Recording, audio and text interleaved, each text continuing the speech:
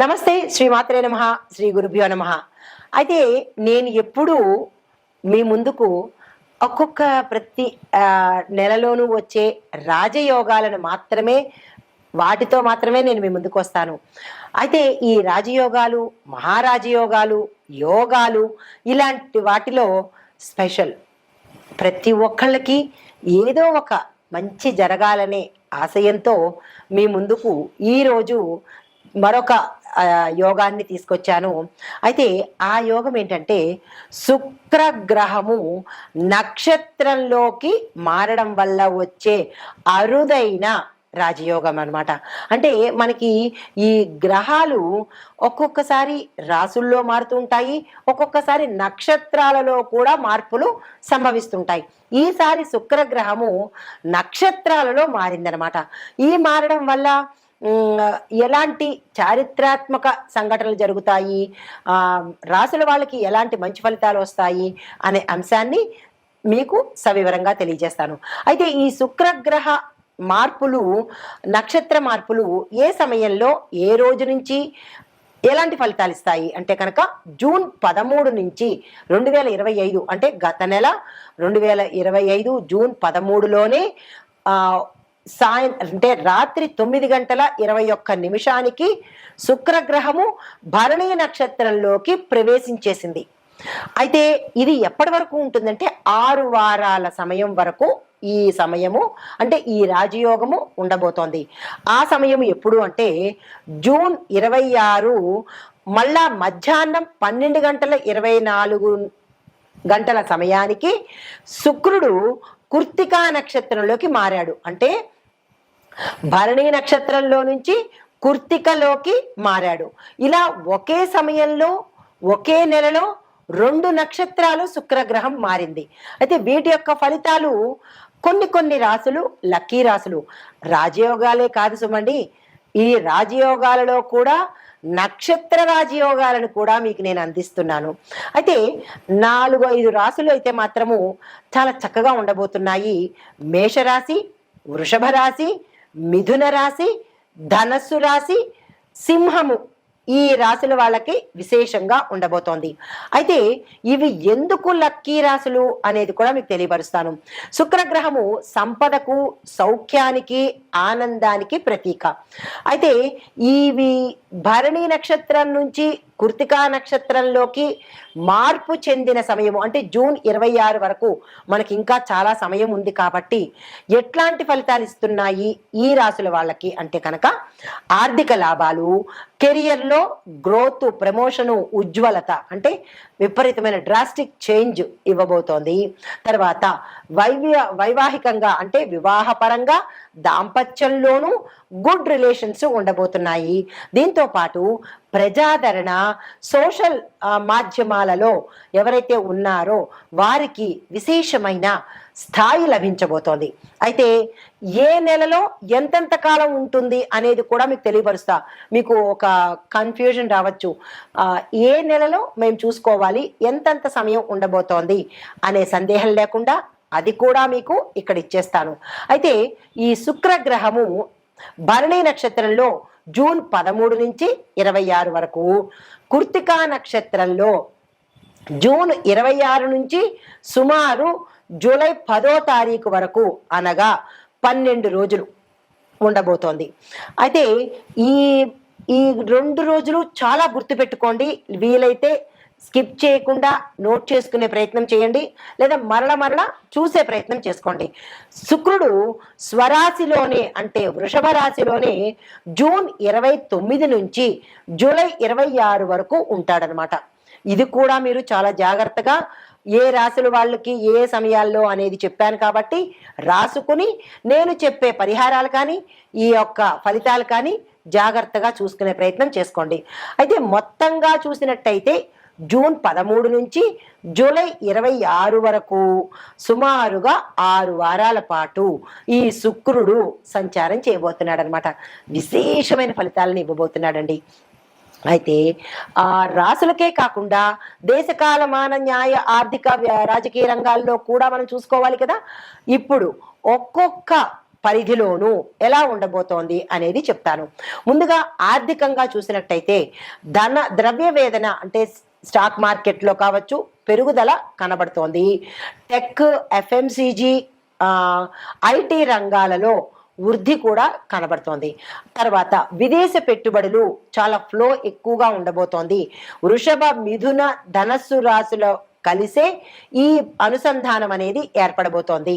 తర్వాత పేమెంట్ వ్యవస్థలో సౌకర్యాన్ని తీసుకొస్తున్నారు. ఈ స్కాముల బారిట ప్రజలు పడకుండా ఉండడం కోసము డిజిటల్ సేవలు, ఈ కామర్స్ సేవలు, అంటే చాలా మంది మనకి ఈ పేమెంట్లు, జీపేలు, ఫోన్పేలు ఇలాంటి పేమెంట్లలో స్కామ్స్ ఎదుర్కొంటున్నారు. కాబట్టి ప్రజలు కోసము మన ప్రభుత్వము కొత్త కొత్త టెక్నాలజీని మనకి అందుబాటులోకి తీసుకురాబోతోంది. ఈ కామర్స్ ఒకటి, డిజిటల్ సేవలు ఒకటి అందుబాటులోకి తీసుకొస్తోంది. అయితే ఇంకా రాజకీయ పరిస్థితులు చూసినట్టయితే కనుక రాష్ట్ర ఎన్నికల సమీకరణాలు జరగబోతున్నాయి. ఇప్పటికే జనవరి, మార్చిల్లో గమనించినట్టయితే కనుక మే 14 నుంచి శుక్రయోగం కూడా మనకి కంజెక్టివ్ అవుతోంది. దీనివల్ల కొంత మార్పులు జరిగే అవకాశం కూడా కనబడుతోంది. అయితే ముఖ్యమైన నిర్ణయాలు ఎప్పుడు తీసుకుంటారు అంటే జూలై, ఆగస్టు మధ్య కేంద్ర రాష్ట్రాలలో నిర్ణయాత్మక పాలసీలు మనకి ప్రవేశపెట్టబడబోతారు. అది ప్రజాదరణ పెరుగుతుంది, ప్రజలకు ఇష్టమయ్యేటట్టుగానే ఉండబోతున్నాయి. అయితే న్యాయ వ్యవస్థ ఎలా ఉంటుంది అంటే కనుక పెండింగ్ కేసులు తీర్పుకు వచ్చేటట్టుగాను కొన్ని కీలకమైన ఆధారాలతో నిర్ణయాలు ఇవ్వడం జరుగుతుంది. తర్వాత మెరుగైన పబ్లిక్ సర్వీసెస్ ని మనకి న్యాయ వ్యవస్థ ద్వారా ప్రతి ఒక్క పౌరుడికి అందుబాటులోకి వస్తాయి. తర్వాత రక్షణ విభాగం చూసినట్టయితే ఆర్మీ, పోలీసులు ఆపరేషన్స్ అనేవి కొత్తగా అంటే టెక్నాలజీ పరంగా కావచ్చు, లేదా అంటే కొంచెం పటిష్టంగా ఉండేటట్టుగా చర్యలు తీసుకోబోతున్నారు. సైబర్ సెక్యూరిటీ ఆధునికీకరణ చాలా ఫాస్ట్గా తీసుకుంటున్నారు. ఎందుకంటే సైబర్ నేరాలు ఎక్కువగా జరుగుతున్నాయి కాబట్టి వాటిని తగ్గించి ప్రజలకు మేలు చేయాలి అనే ధోరణిలో డిజిటల్కి కొంచెం మార్పు చేర్పులు చేసి ప్రజల్ని సైబర్ నేరాలకు దూరంగా ఉంచే ప్రయత్నం మన ప్రభుత్వం తీసుకోబోతోంది. చాలా చక్కని విషయం ఇది. అయితే రాశి వారీగా దేశవ్యాప్తంగా ఈ యోగం ఎలా ఉండబోతోంది అంటే కనుక ఆర్థిక రంగం చూసినట్టయితే లాభాల వృద్ధి, ఎంఎస్ఎంఈ, ఎస్ఎంఈ విభాగాలలో మనకి ఉత్ప్రేరణ, డెవలప్మెంట్ కనబడుతోంది. రాజకీయ పరంగా చూసుకున్నట్టయితే ఓవరాల్గా రాజకీయ నాయకులకు జనాల యొక్క డిమాండ్ ఉంటుంది, సార్వత్రిక అవగాహన ఏర్పడుతుంది. ఇక న్యాయ వ్యవస్థ తీసుకున్నట్టయితే కనుక తీర్పు వేగవంతంగాను, ట్రాన్స్పరెన్సీగాను ఉండబోతోంది. రక్షణ రంగం చూసుకున్నట్టయితే సరిహద్దుల్లో భద్రతా ఏర్పాట్లు, సైబర్ డ్రోన్స్ ఏర్పాటు చేయడము, సాంకేతికంగా టెక్నికల్గా మరింత బలం పుంజుకునేటట్టుగా ఉండబోతోంది. అయితే సామాజిక పరంగా చూసుకున్నట్టయితే కనుక యువతలో మంచి మార్పు రావడము, దీంతో పాటు స్త్రీ సాధికారికత ఎక్కువగా ఉండబోతోంది.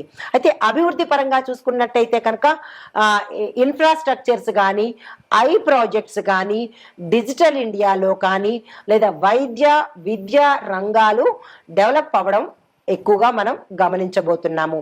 అయితే వీటి పరంగా చూసుకున్నట్టయితే మరి మేషాది ద్వాదశ రాశుల వారికి ఎలా ఉండబోతోంది అనేది ఇప్పుడు మీకు సవివరంగా తెలియజేస్తాను. తదుపరి రాశి కుంభరాశి. ఈ రాశి వారి యొక్క గ్రహస్థితి శుక్రుడు 4వ స్థానంలో సంచారం చేస్తున్నాడు. అయితే 4వ స్థానంలో సంచారం చేయడం వల్ల ఇంట్లో శుభాలు కలుగుతాయి, వాహన ఫలితాలు కలగబోతున్నాయి. మీరు ఏ పని చేపట్టినా సక్సెస్ సాధించే అవకాశం కనబడుతోంది. అయితే మీకు కూడా ఒక చిన్ని మంత్రాన్ని ఇస్తున్నాను. ఓం శ్రీం ద్రాం శుక్రాయ నమః. ఈ మంత్రాన్ని 108 సార్లు చదివే ప్రయత్నం చేసుకోండి. అయితే దుర్గాదేవికి ఈ సమయంలో శుక్రవారం రోజు దుర్గాదేవికి తెల్లని పుష్పాలను సమర్పించే ప్రయత్నం చేసుకోండి. సూచన ఏంటంటే ఇంట్లో శాంతి కోసము వాస్తు జాగ్రత్తలు తప్పనిసరిగా తీసుకోండి. మీకు వాస్తు కనుక సరిగా లేనట్టు అనిపిస్తే కనుక వాస్తుపరంగా జాగ్రత్తలు తీసుకోండి. నమస్తే. అయితే ఈ శుక్రుడు ఈ నక్షత్రం నుంచి నక్షత్రము, ఇక్కడ చాలా గమనించాలి, రాశి నుంచి రాశి కాదు, నక్షత్రం నుంచి నక్షత్రం మారినప్పుడు ఓవరాల్గా ఎలాంటి ఫలితాలు ఉంటాయి అంటే కనుక జూన్ 13 నుంచి జూలై 26 వరకు ఉంటాడు. ఈ విషయాన్ని ప్రతి ఒక్కళ్ళు గమనించుకోండి. అయితే ఆ సమయంలో నేను ఇందాక చెప్పినట్టుగా ఏ రాశి వాళ్ళు ఏ ఏ పనులు చేసుకోవాలి అనేది చెప్పాను. ఆ సమయాన్ని అలా ఉపయోగించుకోండి. అయితే ఈ నేపథ్యంలో 6 వారాలు శుభప్రాయశ్చిత్త కాలం అనమాట. మీరు ఏదైనా తప్పులు చేసినా దాన్ని ప్రాయశ్చిత్తంగా తీసుకొని ఈ సమయంలో ప్రాయశ్చిత్తం తీసుకోండి. రెండోది 4-5 రాశులు బాగుంటాయని చెప్పాను కదా, అది మేష, వృషభ, మిథున, ధనస్సు, సింహరాశులు చాలా చక్కగా ఉండబోతున్నాయి. ఎలా?